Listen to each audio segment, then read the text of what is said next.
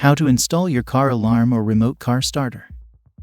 You're invested in your car and you don't want anyone messing with it, or worse, taking it. That means it's time to fit an alarm. Maybe it didn't come with one from the factory, or perhaps you're looking to upgrade.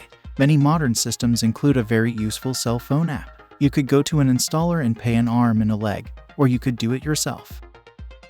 Welcome to our YouTube channel Auto VFix. We bring you exciting topics about automobiles and provide lucid explanations on issues related to cars and their essential components. I share helpful and professional tips to help you maintain your vehicle. Today, I will be talking about an essential and exciting topic: how to install your car alarm or remote car starter.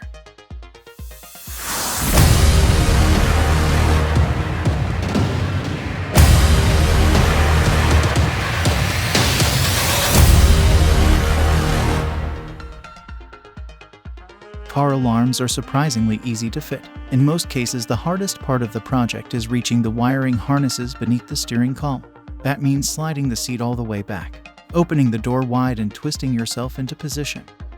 But so long as you're pretty flexible, there's no good reason for not doing this job yourself. Here we'll explain how to install a car alarm. Some alarms come with a remote starter. Alternatively, you may want to fit a separate starter kit, as the two projects are very similar. We'll cover how to install a remote car starter at the same time. What's in the box?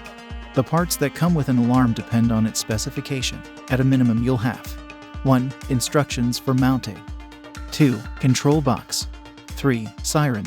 4. Starter kill relay. 5. LED indicator. 6. Shock sensor. 7. Wiring harnesses. 8. Hearing remotes, etc. Some of these might be combined into a single unit. The siren might be built into the shock sensor. You might also add other components.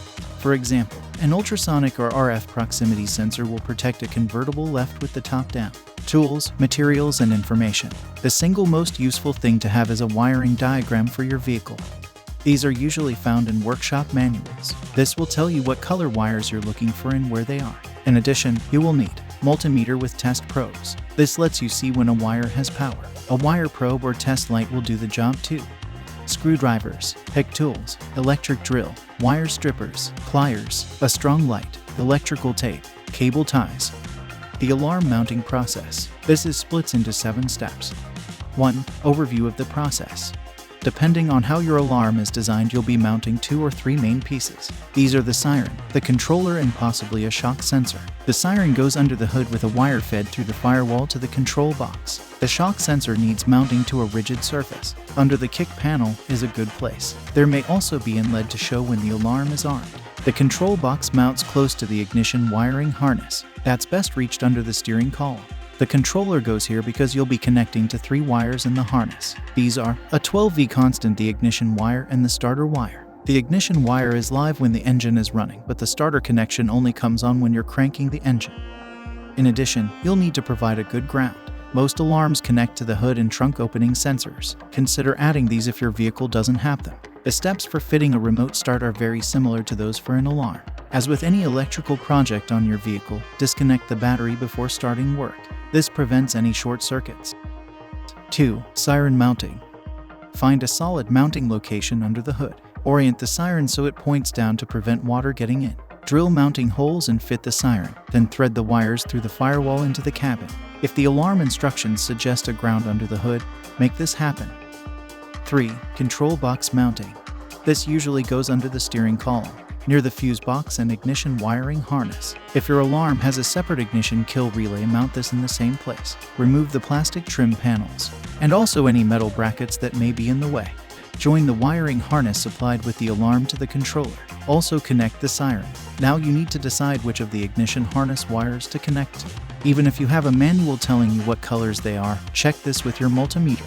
If making soldered joints, strip each wire and solder it to the appropriate wire from the alarm controller. Alternatively, make good connections with the T-taps. Cover these with electrical tape. Ensure any ground wire in the alarm harness is connected to the vehicle body. Install the ignition kill relay, making the appropriate electrical connections. Mount the control box and relay securely. These are usually small, so can be cable tied to the wiring harness. 4. Door and hood switch connections. You'll want the alarm to sound if the doors are opened. You do that by tapping into the wires from the door switches. These are usually found behind the kick panels. The manual will indicate the wire color. Again, confirm you have the right wires with your meter. Follow the instructions to join the alarm controller wires. If you are linking to the hood and trunk switches, make those connections at the same time. 5. Other components. If your alarm system has a proximity sensor, LED indicator, or other components, fit them now. Follow the instructions in the box. It's a good idea to hook in your lights to the alarm, as flashing lights make it obvious which car is being broken into. To do this, connect those wires to the controller as explained in the instructions supplied. 6. Remote start. The process for fitting a separate remote starter is similar to that for the alarm controller. It goes under the steering column and connects into the ignition harness. Use your multimeter to find the wires you need. These are the constant 12V, the cranking circuit, the running circuit, and the accessories. As with the alarm controller, connect to these wires following the instructions supplied with the remote start kit. 7. Test. Before refitting the various trim pieces, it's a good idea to test that the system works correctly. Reconnect the battery if necessary. Then go through setting and activating the alarm. If you installed a remote start, check that operates as expected. If you find any problems, check that wires are all connected as shown in the instructions. Then make sure each connection is good. Also check that you have a good ground. If the alarm still isn't working after doing this, contact the manufacturer for support. Go steady, don't rush. The thought of fitting an alarm system or a remote start can be pretty daunting, but it shouldn't. It's a job someone with just a little experience of vehicle electrical systems can undertake. Start by reading the instructions thoroughly.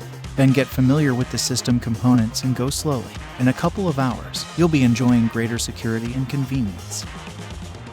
Thank you for taking the time to watch our engaging and informative video. I'm confident you found it valuable. Please consider subscribing to our YouTube channel and enabling notifications by clicking the bell icon. This way, you'll be among the first to receive updates when we release new content. See you in the next video.